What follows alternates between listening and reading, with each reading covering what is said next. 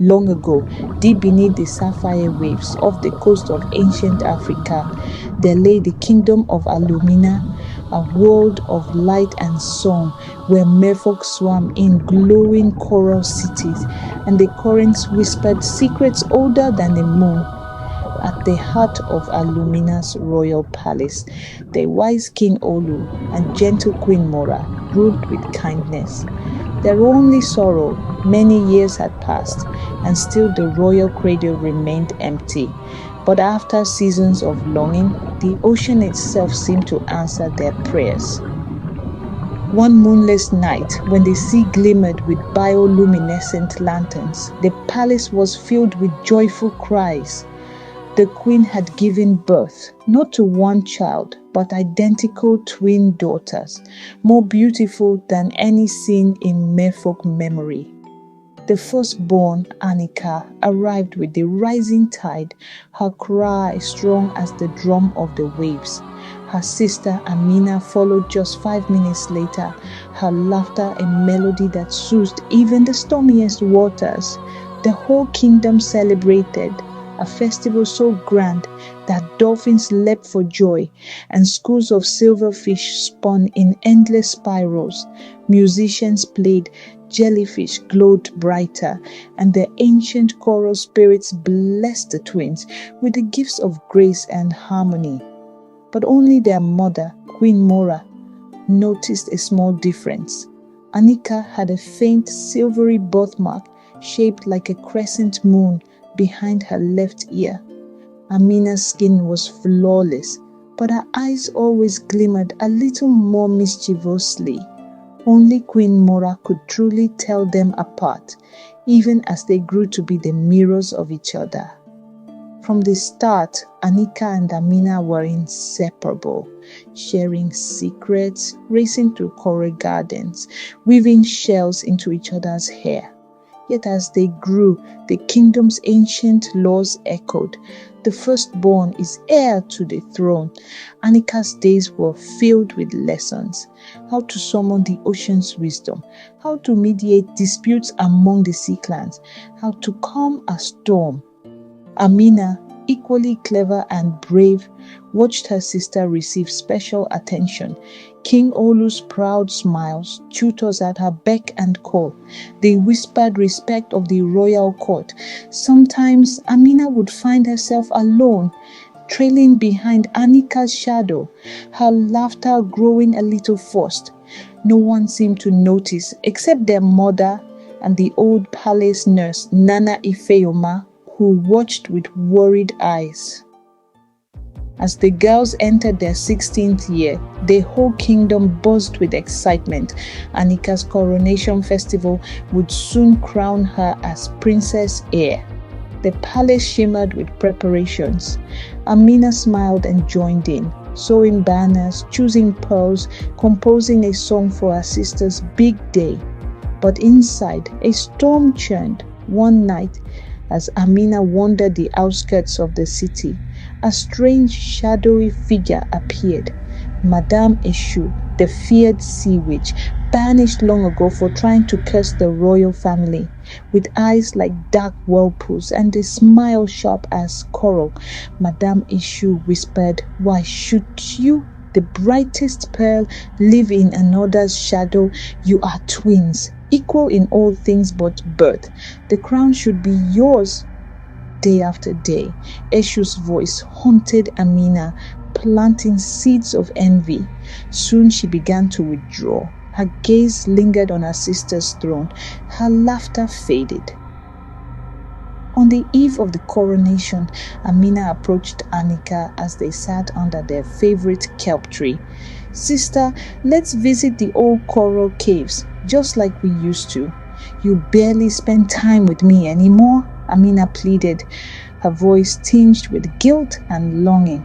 Anika hesitated. "I'm so tired, Amina. Tomorrow is the biggest day of my life, our lives." Amina's eyes shimmered with tears. "Do you not love me anymore? Am I just your shadow now?"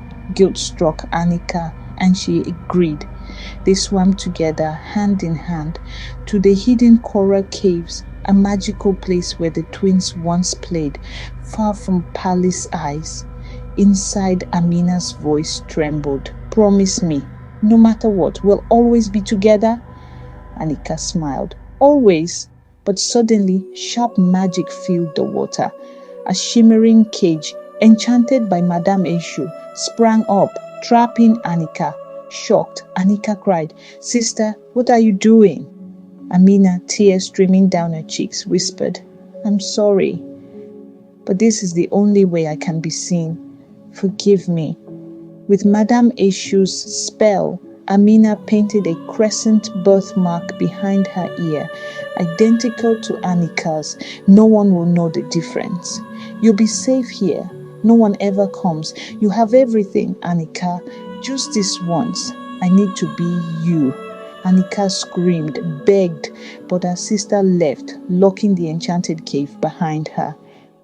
Back at the palace, Amina stepped into her sister's role. The crown, the respect, her father's pride, all hers at last. Queen Mora welcomed her, but her gaze lingered. At the final ritual, as the priests came to crown the Princess Amina, Mora embraced her and gently brushed her hair aside. She saw the birthmark. She smiled, but inside a mother's heart was uneasy. Amina's answers were clipped, her laughter forced, her eyes less gentle. Mora watched and waited. Meanwhile, in the cold, lonely cave, Aneka wept. She sang the lullabies her mother taught her, hoping the ocean would carry her song home.